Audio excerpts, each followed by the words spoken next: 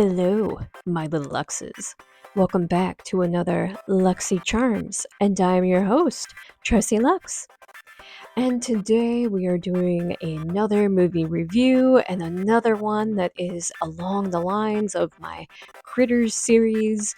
So, quite obviously, although I guess I did put up a little coming soon short as well with the announcement, but today's movie review should not be a shock at all, but I am covering Critters Attack today, or Critters 5, however you want to put it, because it is indeed the fifth one of the franchise, and learned quite a bit of information about this one that I was kind of surprised to find out about. So, I am excited to jump into this one. Let's just get into I'll say quick, but nothing I ever do is quick, so Oh, no, she didn't! Oh, yes, she did! I'm going to do a nice, thorough plot synopsis talking about the film, and then kind of getting into different facts and trivia that I kind of learned from watching the extras, seeing interviews, and that kind of stuff, and also giving my thoughts on what I think of this film. So, before we get started, this is a spoiler alert. I will be revealing all of the information about this film, including the ending. So, this is your warning, and viewer discretion is advised.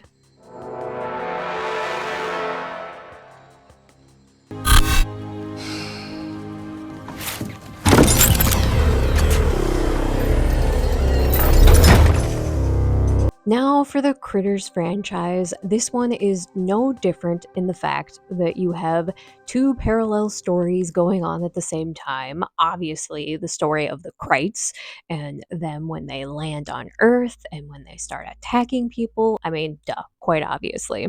But you also have it revolving around your main characters, who the story is revolving around, who are going to be your heroes of the story. So this story focuses on Drea and her little brother. And you're introduced to them pretty early in obviously, you're introduced to them early in the film. It makes sense. That's kind of the idea of being a main character. You're introduced to these characters right away. I know I can state the obvious sometimes, but Oh, my. But we come to find out that both Drea and Phillip have a very tragic story in their lives. They both lost their mother 2 years prior to a terrible car accident. So, from the unfortunate events, they are now living with their uncle, who is unfortunately an alcoholic, and he's also a cop, so nothing like having your town cop also be the town alcoholic. But we are also told that Phillip is obsessed with aliens. And I mean, why wouldn't he be? I mean, this is the Critters franchise. You gotta have somebody obsessed with aliens or believe in them. Well, he's in the backyard and he happens to see a UFO and sees it land. So he wants to go and tell his sister. He wants to tell his uncle, but obviously, what always happens is nobody believes him. Kind of a weird throwback to Charlie, who's trying to tell everybody about the aliens, but nobody believes Charlie because he is the town drunk. There's several Easter eggs in this film as well. So the uncle, being an alcoholic, is a throwback to Charlie because he was the town alcoholic. There's a lot of throwbacks to the first film and the second one, mostly focusing on those two. And then, like I said, with Phillip, you have the throwback to the fact that he believes in aliens, but nobody else believes him. So when this UFO lands or crashes, however you want to put it when it comes to the Krites, you have another throwback to Charlie as well. You have a delivery boy who is out on the road and he happens to see this UFO landing, crashing. So, of course, he goes to investigate it. And in the symbolism of the scene you are seeing, it is very close to resembling when Charlie in the first film was seeing the Krites land. So, another little throwback, Easter egg, however you want to put it. So a lot of references to Charlie, especially. I mean, it makes sense. Charlie's in all of the films except for this brand new one. Wouldn't you know it? Within only a few minutes of this movie starting, the delivery boy who goes to investigate these crates, of course, he is the first kill of the film, and he's not going to be the last. I mean, that would be a pretty dull horror movie, especially for the Critters franchise. So, upon his death, we are introduced to another character in the film, which is a beautiful, wonderful throwback to the first film as well, and quite obvious because of the fact that it's Dee Wallace who's playing this character called Aunt Dee, but she played Helen Brown's character in the first Critters. From an interview with Dee Wallace, she revealed that this character is, yes, indeed, supposed to be Helen from the first film. Basically, she's become a bounty hunter now and keeps track of when the Krites land. This one's kind of a unique shout out to Tremors for the fact that you have Burt Gummer, who's in all of the films. He's always the main guy you go to that's supposed to be killing the graboids and everything. So now, supposedly, Dee Wallace's character is a bounty hunter on Earth who's supposed to be tracking and attacking and killing these Krites every time they come. But she's called Aunt Dee, she's not Helen Brown. In an interview, Dee had revealed that it was a copyright issue, and that's why they couldn't use the name. I'm not sure if that is the actual reason and everything, but to her, in her eyes, this is Helen Brown. Maybe with a code name, in hiding, in witness protection, would you? So she heads off to hunt the Krites. Now we're taken back to Drea's character. Come to find out, she's been rejected from coming into this fancy college that she's been trying to get into. So she's had several rejection letters. So very disappointing. And the reason why she really wants to get in this college and doesn't even bother with any other ones is because this is the college that her mother had gone to, that she had to drop out of it due to the fact she was pregnant with Drea herself. So, kind of in homage of her mom, in honor of her, she decides she wants to go to this college. So, of course, she's discouraged and everything, but you know, life has to go on, so she heads to work and everything. Well, she works at a sushi place. Happens to be the same place that the delivery boy that we saw die earlier, that was the place where he had worked at. So she conveniently is in the same place of the first victim of the Krites. So, wouldn't you know it, because of the fact that the delivery boy hasn't come back, Drea gets sent to make the next delivery. And wouldn't you know it, it happens to be at this Leroy College that she has been trying and striving to get into. And we're introduced to a character who plays the bagpipes and everything. Drea just trying to be nice in a very awkward way, instead of just telling this guy that she really doesn't care about his bagpipe playing and that, she just keeps playing along like she loves it. But, he lets her into the campus so that she can deliver this sushi on this strangely very empty campus where nobody is at except the one person who happened to order the sushi. I don't know, maybe it's a weekend, a holiday, summertime, I don't know. But anyway, so she goes to make this delivery. Upon meeting this guy by the name of Gregory, he takes her up to meet his girlfriend because she's the one with the cash. Because wouldn't you know it, for delivery and everything, they couldn't accept debit card or credit or anything. They could only take cash. And lo and behold, it is Drea's old friend from high school, the friend who happened to make it into the college that Drea wanted to be in. Awkward. So it's a very awkward meeting and everything. Upon them having their conversations and that, and Drea even saying that she got rejected from getting in the college again, what ends up happening is that Drea's old friend gives her the number to one of the professors and that she's got an extra job that she needs help with. And it's a perfect opportunity for Drea to meet this professor, get on her good side, and could have the chance to have a better way of getting into the school. Well, Drea finds out that it's a babysitting job. It's to babysit the two kids of the professor. So, of course, she wants to scoff at it at first, but then her friend reminds her, like, hey, this is networking. This is the perfect opportunity for you to get your foot in the door. Try and get into the college because you know somebody in the college. So, Drea reluctantly takes on the job and everything. So when she goes to babysit the two kids, she takes her little brother along as well because he's 12 years old. But of course, at first he didn't want to go with. But when he finds out who his sister's babysitting, he quickly changes his mind and decides to go because she's babysitting Trissy and Jake, and it just so happened that Phillip has a crush on Trissy. So they all get there, get introduced to the professor and the kids, but the professor's got to leave right away. And upon them all meeting and kind of sitting around, it's just kind of like an awkward meeting and everything. But there's also another little Easter egg or throwback, shout out, however you want to put it, for the fact that Drea even makes the suggestion of, hey, want to play a board game?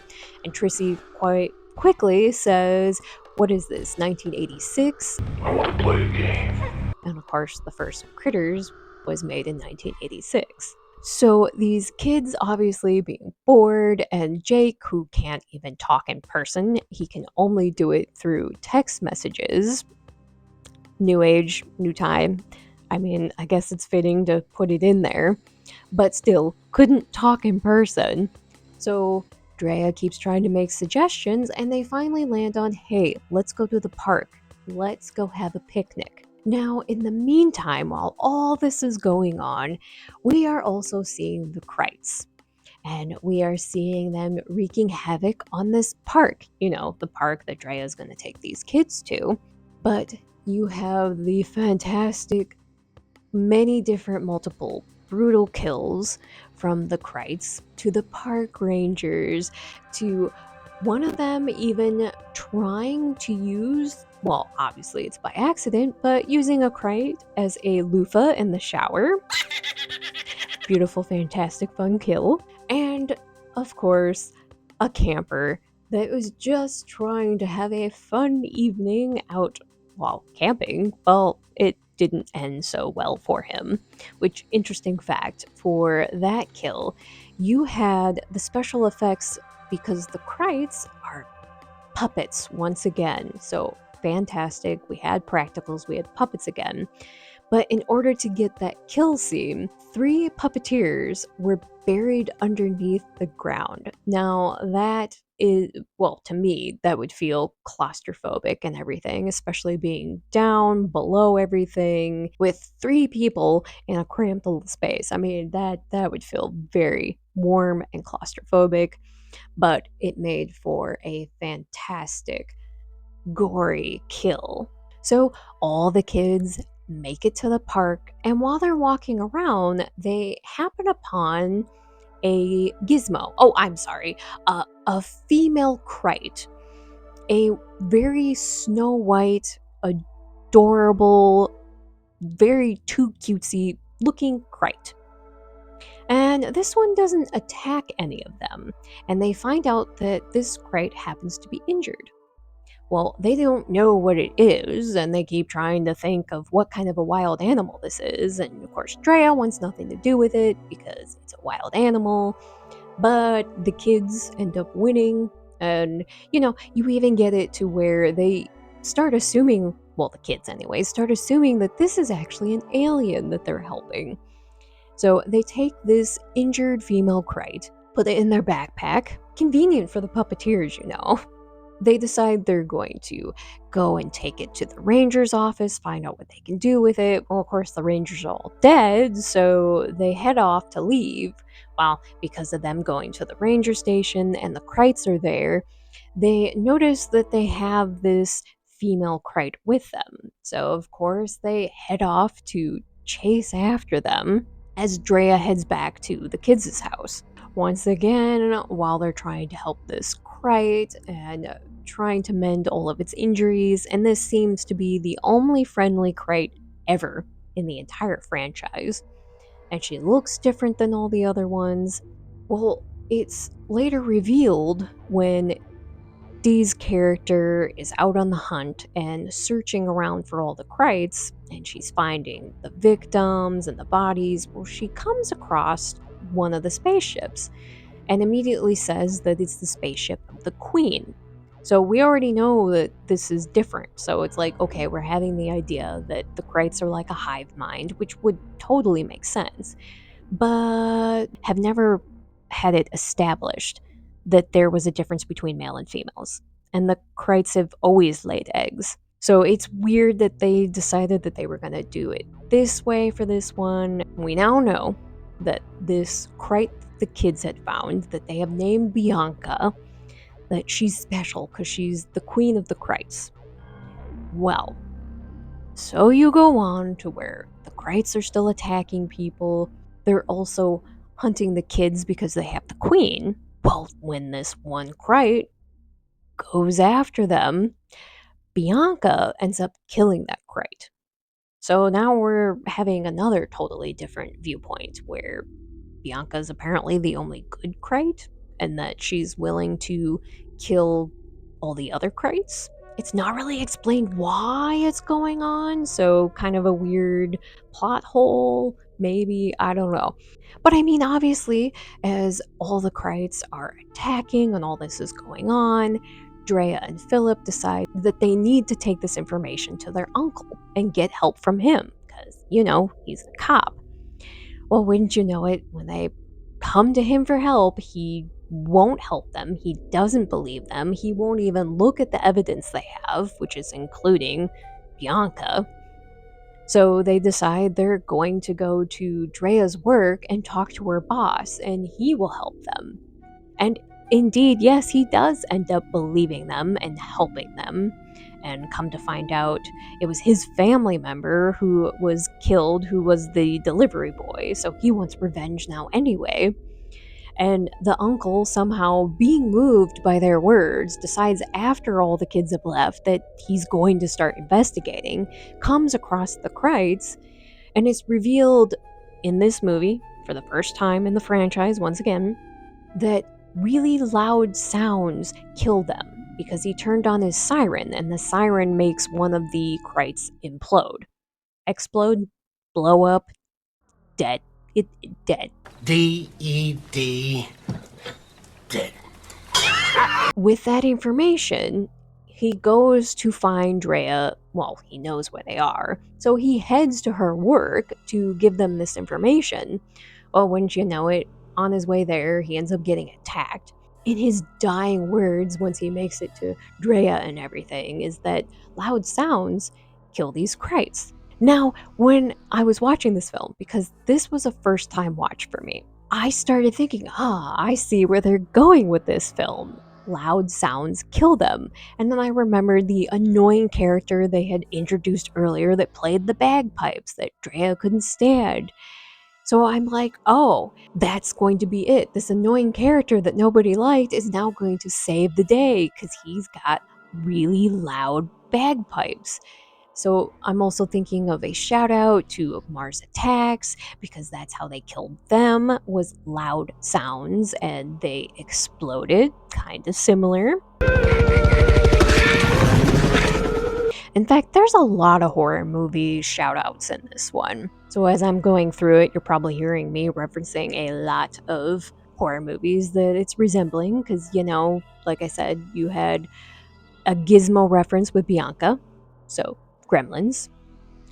I noticed quite a few shout outs to Tremors, and then you had the one I just mentioned. So, and there's a lot of references to aliens as well, because, the Queen, the Hive. So once all the critters start attacking the area where the sushi bar is at, they decide they need to make it to the college because the kids' mother, the professor who works at the college, happens to have a satellite phone. My mom has a satellite phone in her office.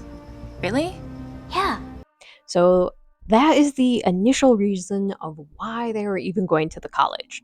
Not a thought about finding the guy with the bagpipes or anything. So they get to the college, and right away, you're hearing the bagpipes as they get there. And I'm like, oh, see, they're already doing the reference in that. And it's instantly revealed that no, this guy's not going to be helping them because he's being eaten by a kite. And while he's being eaten, the bagpipes are going off. But they're not phasing these kites at all, somehow. Even though we were just told that loud sounds kill them. So I don't know if I should applaud them for making me think that the thing that was foreshadowed, the bagpipes were going to be the thing that saved the day, and then they didn't go there. Or is that bad writing that they had the idea there and then they didn't go there? I'm at a loss with it.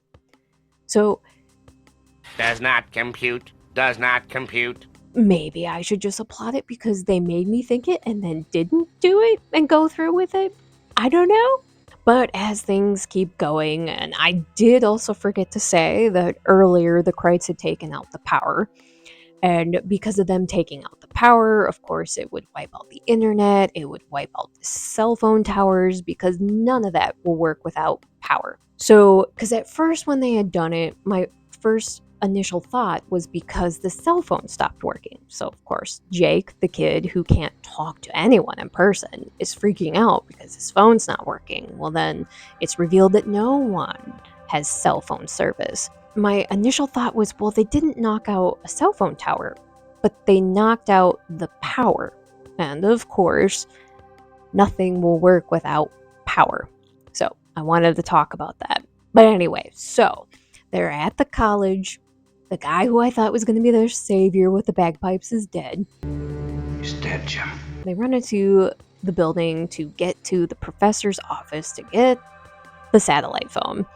Well, they happen to run into Drea's old friend and her boyfriend, and we keep going down these different scenarios where this guy claims he's going to save the day, so he runs out to go get the keys to the car. Well, we get a throwback to the Critter Ball. So, another throwback from Critters 2. And in fact, from what I understand, a lot of the pieces on this Critter Ball were the same pieces from the second Critters. So I thought that was really cool that they were using the same Critters Ball, or at least a lot of the same similar pieces.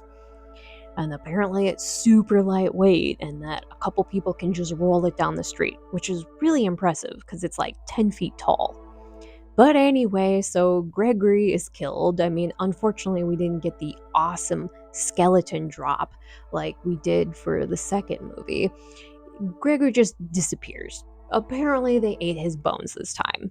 It was so sad that they didn't do the bones because that was such an amazing kill from the second film. In fact, it scared the bejesus out of me when I was a kid. So. And yeah, the kids go searching for this phone, and it just keeps going from bad to worse. And they can't get to the phone because they're being attacked by Krites. So what ends up happening is they all meet up, including Dre's friend, who's all of a sudden being helpful, decide to make a last stand, and they end up in a shop or a garden building shed. Kind of a throwback to Evil Dead. I mean, it really felt like Evil Dead. They get makeshift tools and all kinds of stuff and make the final stand to start fighting all these Krites.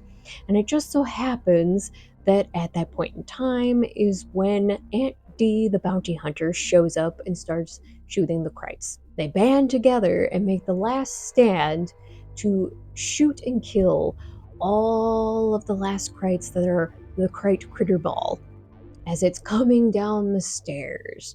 But you know, you got Dee and Drea working together, and in one final moment, they shoot and kill all of the Krites. Tons of Krite kills and everything. And on top of that, it was revealed that Bianca was the good Krayt and that she had come to Earth to help them destroy and stop all the male Krayts. Definitely getting into that one soon. You had Bounty Hunter Dee, who helped the kids make the final stand, and they're able to fight off all the evil Krayts.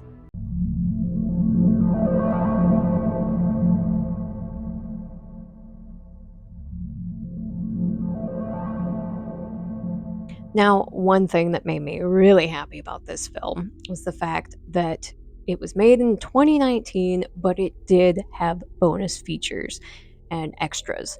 So, obviously, I enjoyed those extras, and I want to share a lot of those with you right now. I have very mixed feelings about this film. I will flat out say probably a love-hate relationship, because as I've revealed when talking about the first 4 films, that I love the Critters franchise. It's my favorite comfort film franchise to sit down and watch, besides Tremors. So this one, of course, just because of the fact it's a part of Critters, even though it was made years later, like decades later, and you also have Dee Wallace back in the franchise and supposedly revisiting her character Helen, just renamed because of copyright reasons, but nothing's ever explained. Although you do have a nice throwback Easter egg of she's got a house full of cats, which I think is another throwback to another Critters movie. Or I'm thinking Gremlins, because in Gremlins, the really mean woman, she had a house full of cats. But anyways, Dee's character is a house full of cats. One of the cats happens to be named after the director from the first Critters film, Stephen Hyrick. A cool little Easter egg that's planted in there. That's where it's going to be hard because of the fact that the critters in this film were amazing. The fact that they were puppets, that they were practicals, and they were using the same technology they had previously used in the old Critter films. The only difference is that you didn't have the Kyoto brothers doing the special effects. The budget for this film was so low. Obviously, they couldn't get the Kyoto brothers, but they flat out had like tipped their hats to it, saying that, you know what, this is the opportunity for someone else to come in and to, start off the same way they did. They started as low budget, so why not have somebody else have the opportunity? But it was really important to the director, Bobby Miller, that he brought back the puppets and the practicals. He joked about it in the extras, of course, saying that he felt like the fans would have come after him if he just used CGI, which, most of us would, because we want practicals to come back. We need them for horror. They add that element that makes them so much more real and amazing. And it was evident in this film. When the Krites were on screen, the movie was amazing, and I loved it. I didn't want to see critters that were computer animated. And this was the first Critters that was actually R-rated, and with the brutal kills, it was very apparent. But the Krites looked real, believable, and every time you had a kill, not only would it be hysterical, but it was amazing. It wanted to honor the first 2 Critters, and it did. It had that flavor, that feeling. If that was going on and that feeling was throughout the entire film, I would flat out say that this was the most amazing Critters. But where I have the mixed feelings about this one is because of the rest of it. If the Krites were on screen, if you had the fighting and the kills in that, beautiful, amazing. The effects were fantastic, above and beyond. But the acting, subpar, if that. And I don't know if it was the writing or because you had a bunch of inexperienced young kids, and it's one of those things, I don't want to hold that against them, definitely don't, because that's not their fault. But the acting just was so stiff, and they were like characters, cartoons, and weren't believable. And if they were on screen, I was bored. I found myself taking several breaks while watching this film. I've never done that throughout this entire franchise. Like I said, if the Krites were on screen, beautiful, wonderful. If the main characters were on screen, I could have cared less. I was ready for their characters to die, honestly. Because you couldn't make me care about them, and they weren't believable. And that hurts my heart to even say that, because of the fact that while watching the extras and hearing the excitement from these kids while they were doing this film, when they found out that they weren't filming with a green screen, that the Krites were actually going to be puppets and they could physically work with them, they were so excited and they loved it. After the last day of set, they didn't want to leave because they loved it so much, and it was an amazing experience for them. We're upset to be leaving everyone. Sad. We're sad. And that's what I want for our young actors and actresses, is to get that type of experience. And I wish that excitement and that feeling for everything, that they could have pulled that more into their characters, and that where it just, everything was just so cartoonish. It made me think of like a subpar family, everybody loves each other type of video, and then mixed with a horror movie, but done so poorly. I'm hoping I'm not the only one who felt that way, but like I said, it's so mixed for me. I don't know if it was a lack of experience, if it was a writing issue. They didn't utilize Dee Wallace enough. She wasn't on screen that often, and the focus was on these characters with their tragic stories. You even had it to the point where the uncle passes away, and instead of Drea telling Phillip what had happened, she just brushes past it and is like, oh yeah, by the way, remind me later that loud noises kill them. Which really isn't that big of an element even in the ending. Like I said, I thought the lead up was going to be to the bagpipes. That led nowhere. And I still can't figure out if I'm supposed to applaud that or be like, you set it up, why didn't you go with it? The other thing, so in the fourth film, because of the low budget, hello, editing me here, I am interrupting due to the fact I had a glitch in the video and audio. At this part, I was trying to explain that for Critters 4, because of the lack of budget they had, they didn't make the critters have the capability of using their quills. But for Critters Attack, they did in fact make them so that they did have quills. Anyway, sorry for the interruption. Hopefully I don't have to do this again, and enjoy the rest of the video. Well, in this one, they happen to do the quills and everything. But the quills don't work? Not that they don't actually work for the Krites and, hit people. They don't have the toxin anymore, or either Drea and Phillip are supposed to be superhuman and don't pass out like everybody else in every other Krites film that has ever been stuck with the quill, all, get paralyzed or pass out. But these two are unfazed by it. I didn't like that. I didn't like that at all. It's like, if you're gonna do the quills, do it right. Write it into the story and play it the way that the franchise is. Like, don't use the quill if you're not going to use it the correct way. And then the Queen. The Queen is the biggest one. And obviously that, well, I guess I can't say obviously, but it feels like it's supposed to be their version of Gizmo from Gremlins. And that the idea is that Bianca is the good Krite. So Gizmo was the good gremlin. Like I mentioned before, not in any other of the films have we ever been introduced to the idea that there is a queen and that they're supposed to be like a hive mind, but she's there to destroy and kill all of them anyways, even though throughout all of the critters before that, they've all been having children anyways. They've all been laying eggs and having baby Krites anyways.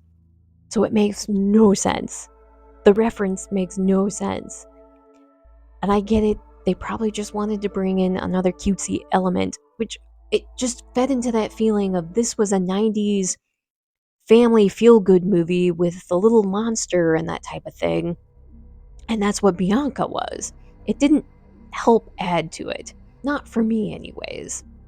And I didn't like that feeling that they were doing the female versus all the males type of deal, because it's never been a thing in any of the critters before that.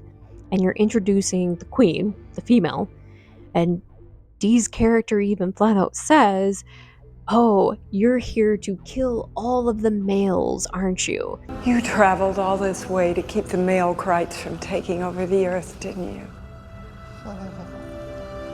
And it's like, no, I don't like that. Just, it didn't need to be there. It didn't. Maybe if they wanted a reference to say that because she was different from the other Kreis, because she was albino or something, that she was rejected. That would have been a better storyline to me. That if she was different than the rest, so she was rejected from the group, and in her trying to survive and fight them, she joins the kids and fights with them. That would be a better plot line to me. Because if she's different, that's totally fine. But doing the whole male versus female thing, that wasn't my cup of tea. And I don't know. I don't know if anybody else felt this way about it. So, yeah, like I said, I just have a lot of mixed feelings about that. No, don't like that. What are my final thoughts? Summing everything up. If it was focused on the Krites and the kills, beautiful, amazing story. Absolutely loved it. But if we're referring to anything else in the film, anything else, I was bored stiff of it. Could have cared less about it. The storytelling wasn't there. The acting was too cartoonish, too stiff. They weren't believable. Yes, you had the silliness in all the other critters, but the actors were still believable. They still did things that a real human being would do. These ones it felt like a kid's movie. It was two movies slammed together. That's the best way I can put it. You had the kids movie, and then you had the horror movie that was fantastically done. And then trying to slam that together did not work out. Not in my brain anyway. So obviously you can kind of figure out where I'm going to end up ranking this one. But anyway, please let me know, what do you think of this film if you've seen it? I've heard several people who really enjoyed and liked this one.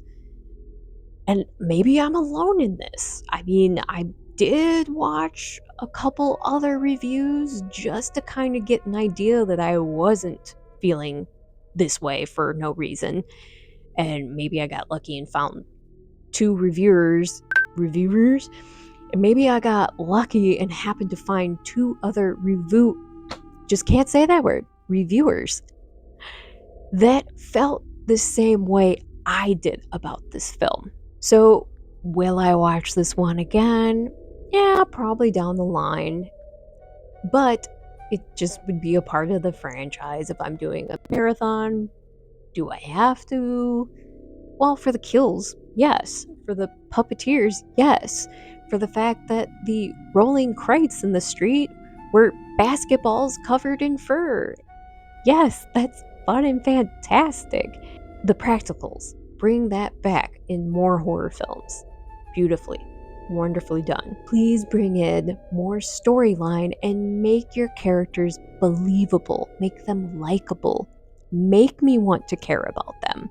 It's my biggest thing when it comes to horror films. You don't have to be cheesy B-rated and thinking of the idea of nobody cares about these characters and they're going to die. If that's where you're heading with it, maybe you can get on board with it. But these characters don't die. They're supposed to be the people you're rooting for, and I'm not rooting for them. So, that is my take and my feelings and views on Critters Attack. And yes, there is also a TV series that I'm going to be ignoring. We are not even going to go down that road. And if I do, it would have to be the most ridiculous thing ever because, I did watch a couple of those episodes and I can't take those days back. I can't because, oof, rough. But anyway, I guess if I had a ranking, the TV series would be the lowest of the low on the whole entire thing. But anyway. All right, moving on. Susie. So yes. Anyway, once again, let me know what are your feelings and thoughts on this one. So yes, that means that the next one that I do for this series is going to be the ranking of the 5 Critters films. So thank you so much for joining me here on another Luxy Charms. And if you would like to follow me on my other social medias, there'll be a link in the description down below. And remember, I am the afterlife of the party, but I would love for you to join me in the afterlife of the party. And the easiest way to do that is to come and join my Patreon. And on the screen, you can see a shout out to all of my fellow Patreon members. So huge thank you so much for joining me on there. Your support greatly helps me and also helps to encourage me to keep doing this because I love doing this kind of stuff. And a huge shout out to my ultimate Luxes. So thank you so much to Kurt, Chris Bruner, and Bishop. And always remember to slay, subscribe, like, and always be yourself. And remember that just because you make a badass killer, slasher, monster, just any of those things, just because you make badass, brutal kill scenes, does not make up for the rest of the film if there's no storyline, no plot, and your characters can't carry out the scene. Don't make it boring. Until next time, my little Luxes, take care. Bye.